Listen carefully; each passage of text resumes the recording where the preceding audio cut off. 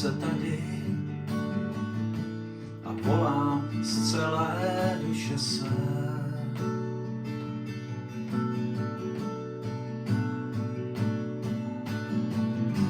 Hledám tvůj oheň, má duše touží po tobě.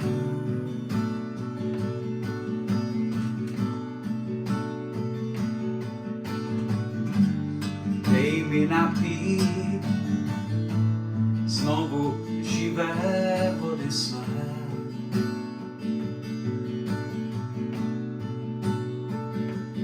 Jen ty sám dáváš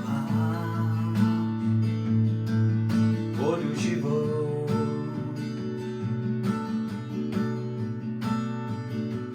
Jen ty sám dáváš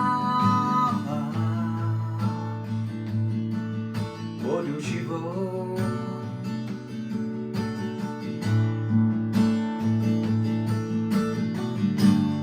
Oheň ať hoří na tomto místě a probuzení ať znovu přijde a naplň nás duchem svým. Najdi mě tady a dotkni se mě. Tíha tvé slávy ať padne na mě ve stínu křídel tvých.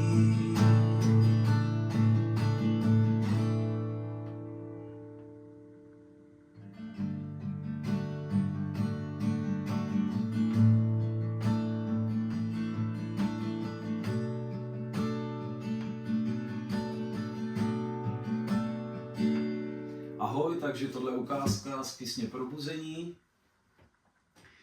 Tahle píseň vznikala prvně původně jako modlitba, kdy se ve mně nahromadily nějaké věci v srdci a vytrysklo ze mě spontánně tohle volání. V té době jsem si nějak četl v Bibli ve Zjevení, jak Ježíš říká, že máme nakoupit to zlato přetavené v ohni a jak král David volal, aby obnovil Bůh ducha v jeho nitru. Potom další věc, jak se Ježíš bavil se Samaritánkou, kdy řekl Samaritánce, kdybys věděla, kdo jsem já, požádala bys mě, abych ti dal napít živé vody. A tak tohle ve mně nějak prostě zůstávalo to slovo a jednoho dne jsem se modlil doma sám a nějak tohle mě utkvělo v paměti a teď to ze mě spontánně šlo. A jak je mým zvykem, tak prostě mě napadlo, někdy to tak dělám, že k těm modlitbám si vedu kytaru, začnu něco brnkat a dělám to různě někde něco chytnu, nevím, proč jsem to měl, tak nastavím, prostě mám rád ten kaporaster, takže jsem si dal ten kaporaster a prostě inspirovalo mě to, ta modlitba, jak jsem se mluvil, tak to přišlo jako jo, takový, jako dal jsem tam ty 3 akordy, chtěl jsem jenom jakoby plout v tom prostě, na ty vlně furt, jenom nechtěl jsem, aby to nějak rušilo. A tak se mi to jako líbilo, jsem si říkal, jo, to je dobrý, to by mohla vzniknout nějaká píseň. Tak jsem ty modlitby, co tak ze mě šlo spontánně, tak jsem do toho zkoušel si zpívat. Dělat to, jsem jako si říkal, že by bylo hezky udělat zpívanou modlitbu, jo. Takže jsem tu začal tu zpívanou modlitbu nějak ten text skládat do sebe. Tak jsem si říkal, když se mi to nějak podařilo, tu první sloku udělat, tak jsem si říkal, to je dobrý. Tak jsem začal přemýšlet nad tou druhou slokou, nad slovama. Nějak jsem to pomale začal skládat, nějaký čas to samozřejmě trvá. To není, že to máte hned. Ale bylo to celku rychlé, protože to byla opravdu modlitba. Něco, co tryskalo z mého srdce, co jsem strašně chtěl pomoct, co mám i teď furt v tom srdci. Ta píseň, ta zpívaná modlitba je furt to ve mně rezonuje, furt to můžu zpívat, furt to myslím vážně, Bože, říkám Bohu tohle, jo. Furt je to ve mně ta největší to, co mám teď. Takže to šlo docela rychle, no pak jsem si říkal, to bych chtěl i nějaký refrén, ať je nějaká změna, že jo.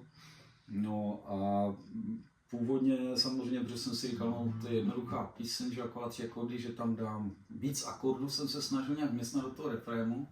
ale přišlo mně jako, že to je jak z jiné planety, trochu, jo, že spíš to pak už bylo takový pro mě mírně rušivý. Takže jsem nějak si říkal, to bych chtěl zjednodušit. A tak mě prostě, věřím, že to bylo Zuri, Bůh inspiroval a prostě zkusil jsem z toho G, místo toho A hodit prvně ten H-mol, takže z toho G jsem dal ten H-mol prvně a pak A, jo, a najednou jsem si říkal, jo, to je ono.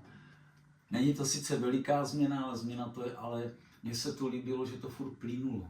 Jo, že to je vlastně taková modlitba a já jsem nechtěl, aby ta hudba nějak rozšla, ale aby jsme plynuli, když to budeme volat Bohu prostě jenom na ty vlně, která vlastně jako podpírá tu modlitbu hudebně jenom, takže někdy je v jednoduchosti síla a tohle mě přišlo právě, že to bylo dobrý, dělat to takhle jednoduchý. Já jsem překvapený zase, jak se ta jednoduchá zpívaná modlitba chytla, jsem rád za to. A věřím, že tahle píseň, že mnoho jakoby z vás to máte stejně jako já, že máte tuhle velkou touhu ve svém srdci. A je úžasný, když to spolu zpíváme, nebo i si to zpívám sám, pořád tu modlitbu Bohu a pořád prostě to ve mně rezonuje. Je to úžasný, když to můžeme zpívat spolu a volat jako církev, to je úžasný, když se to jakoby spojí všechno. Takže ať tato touha v nás stále zůstává, ještě víc roste, ať to volání nikdy neskončí, dokud on nepřijde. Ahoj.